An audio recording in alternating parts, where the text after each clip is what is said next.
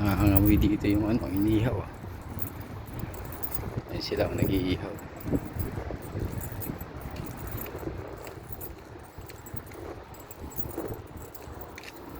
Pastor! Amoy na amoy sa accommodation ah. Aba to.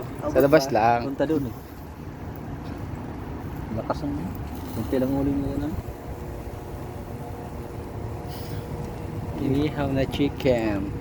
Chicken bupalo. Naamoy mo doon pa lang. Dito lang ako nung sa bakit pa ako. Dito lang kami nakaganito. Tapos may pagganong ko. Parang may kumurot ka. Hindi pala pantay. Slakad. Tapos kita mo. Wala man. Kaya naalala ko yung baka may madali ka naman eh. Nangingi si Chacha eh. Ha? Kaya ba? Bigyan mo ako maya pagluto na ako. Sige ba? Sabi ko ito. Ayos sabi pala niya, eh. Siya eh. Maya, makatikim ka maya ng mga lutong ano. Yung tanggaro. Ganun siya. Over. Yan. Ang isa eh.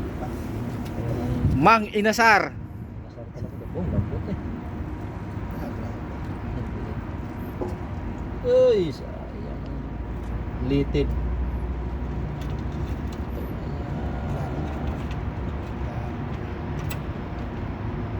Sumama ka na. Papapyo. Papapyulo. Diba maganda yung chicken nila kasi hindi lumupos. Hindi ano, hindi matubig to. Hindi in-injectan. Kasi ang iba, puno ng inject yung tubig eh.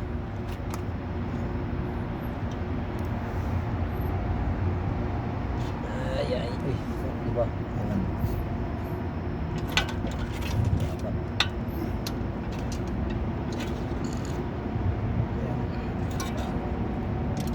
Walang iba. Mas malaking hiwa, mas masarap. Iiwa yung brad. Ibang hiwa yan eh. Taluto na rin ito. Dito na yung sinilo. Bugas na naman ito.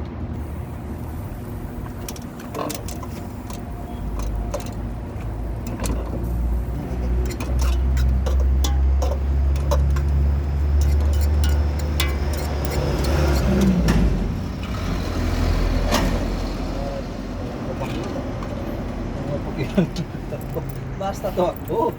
Okay na yan.